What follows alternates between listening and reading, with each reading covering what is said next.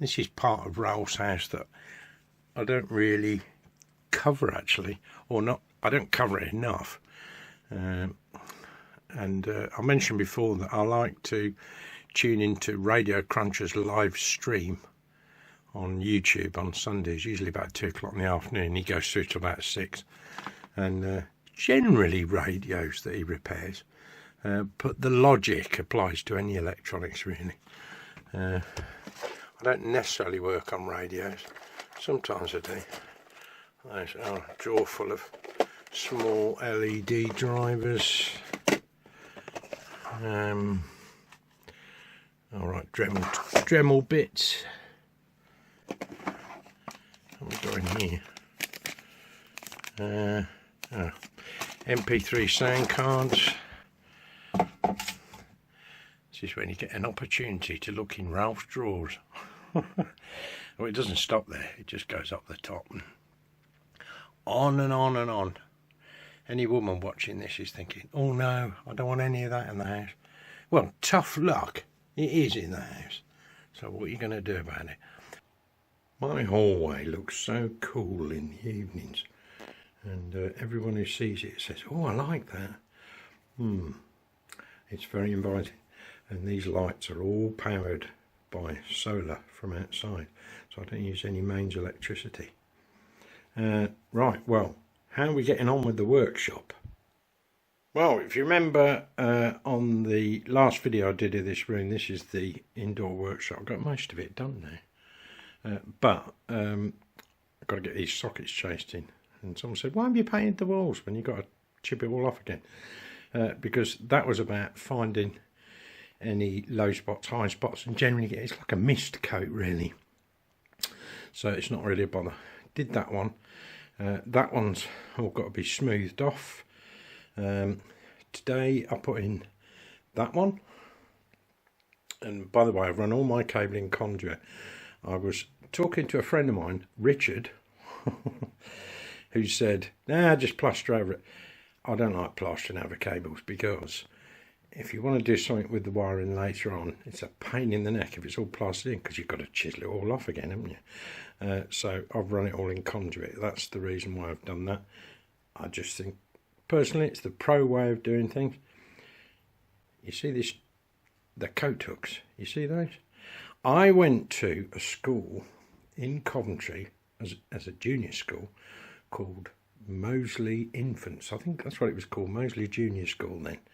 And on the infant side, they had these coat hooks, and there were loads of yellow ones, and then there'd be a row of green ones and red ones.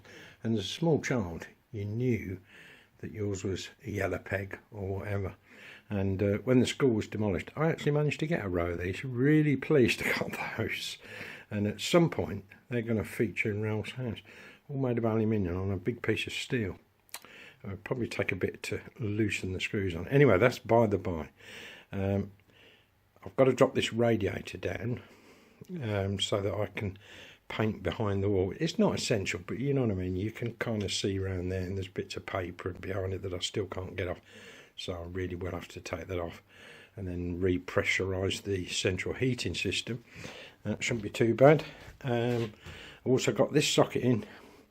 They are all this height because, and I was talking to my son about it this evening, I said, years later, when you get to my age, you'll be saying, I'm so glad my dad put these sockets at this height, because they're easy to get at.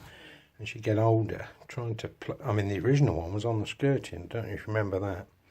And there used to be a radiator there. So I'll probably have to put in a bit of wood filler in those, or some doweling. I will think of some way of doing that.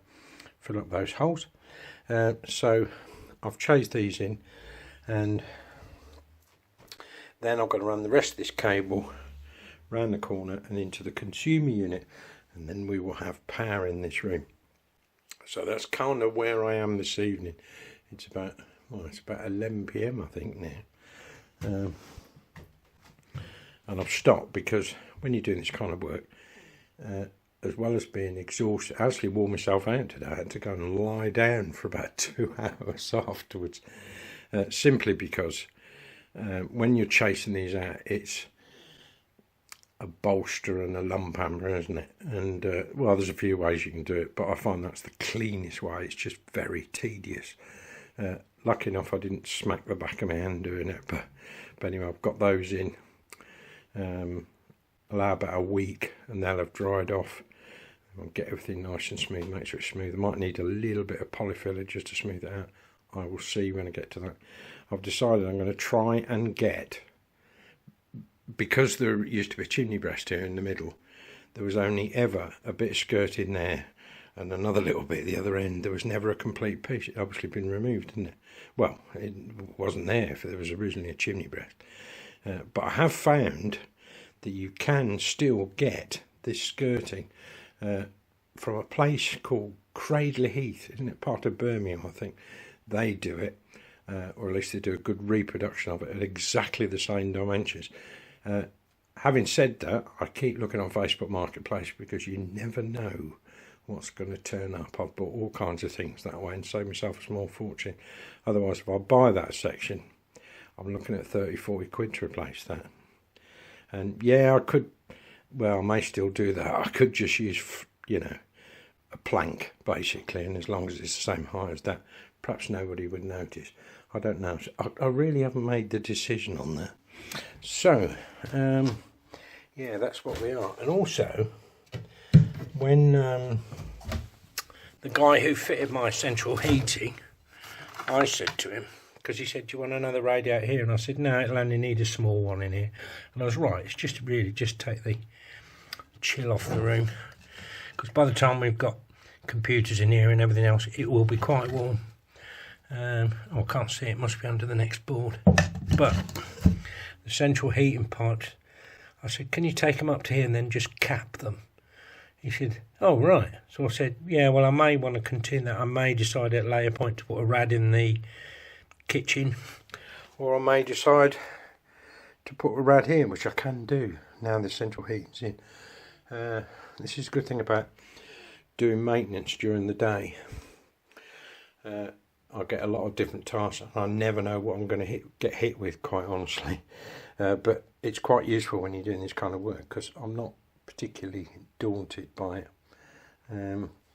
These original 1930s French doors, they're not great in terms of insulation. But as I mentioned before, really, because they're shaped like that, you know what I mean, with shelves each side, you know the type. And if I was going to replace them with double glazing, I would have to cut this wall out, really widen this. Just, it would be a messy job, wouldn't it? And I don't want to do that this year, and I don't have the budget for it anyway. So I'm going to use a proper sealer undercoat on this paint. There's one, I think, is it Zeiser 123? I forget the name of it now. But that would be really good. And then I'll look at some way of just insulating this over the winter, so, you know, not, well, curtains are going to help. These are a little bit on the short side, aren't they? So, yeah, that's where we are with this. So I will come back to this towards the end of the week, because this is a Tuesday night. I actually swapped today at work. Normally I would work on a Tuesday, but they asked me if I'd come in on Friday. I don't know why, but anyway, they asked me if I'd come in on Friday. I said, yeah, all right, well, I'll swap it and I'll take Tuesday off. I don't want to do too many hours. I get very tired, you know. This is what happens when you get to 65. Those that have been following the resurrection of my Genco Archer will know the minefield I've had with these sprocket wheels. But I came across something on Pinside, and you'll have to bear with me. This is actually a photograph. I had to run this at 60 frames per second on my camera, because otherwise it flickers like mad. You get a bit of a moire pattern. But what I have noticed is, now I'm assuming that it's not far off the same age. In this particular machine, they've got a bank of stuff. But if we look at the left-hand wheel, this is the one I've actually got on my machine. It is actually identical to that. This one, see these little round ones? These are the actual contact pins, right? See them on the back? There's another one there. And normally on the Genco, they are all wired together. This whole wheel becomes live with all the pins as well. And essentially, this one is identical. This will be the 100 score. This is so difficult to do unless you literally follow every wire and where it goes. You'd have to make a complete schematic, and I really haven't got the time for that. When you look at the right hand one, bear in mind I've turned this slightly. That again is the same. See those two pins there, that one there, but on this side there's an extra one. Now I think, this is my guess, because the contact pins, I'll just show you, on this side are all up here, right? And at some point they're going to stop when they get to the top, I would think. But what I'm thinking of doing is copying that one, because if I've got one contact pin too many, that's no problem. I can just take the pin out of the centre of the tube, or just cut it off even. So I am going to copy, in other words, that exactly. The only thing I've got to change is where the contact pins go at the top, there's a stop. So on the wheel, I'm going to have to make one on the back when I find the stop point. I think that's the way to do this. The problem I've got is that Genco archers are rare. There aren't many of them around. That doesn't mean they're valuable, they're certainly not, because in the end it comes down to what somebody's, it's how the market stands, isn't it? It's what somebody's willing to pay for something. And it's a wood rail pinball, which means there are no bottom flippers. Although arguably I could retrofit them. Purists will go, no, you'll ruin it if you do that. Well, in the 1930s, these machines were purely gambling machines. So the idea is you get somebody on the table and then get them off as quickly as you can. You take your money, get them off the table so the next person can go on it. And that's why they had timers. So if you played it too long, it would go, well, the whole thing would switch off anyway. Little clockwork timer. Later on, as we got towards the end of the 40s and the bottom flippers came into play, that made the whole game far more interesting, because you got then control over the ball. So rather than it just drop into the trough at the bottom, you've got a chance of flicking it back up the table and gaining a bigger score. So it was more about the fun aspect. I think it was 47, it may have been 40, as late as 1949. It just made the whole game much more playable. So it was less about gambling and more about entertainment. And it evolved into the pinball, the modern pinball that lots of people play, even down to virtual pinball. I never quite see the point in those. So that's the conclusion I've come to after something like 3 years. A bit of a wild goose chase, trying to chase people that I thought may have had one, or I've heard that they may have had one.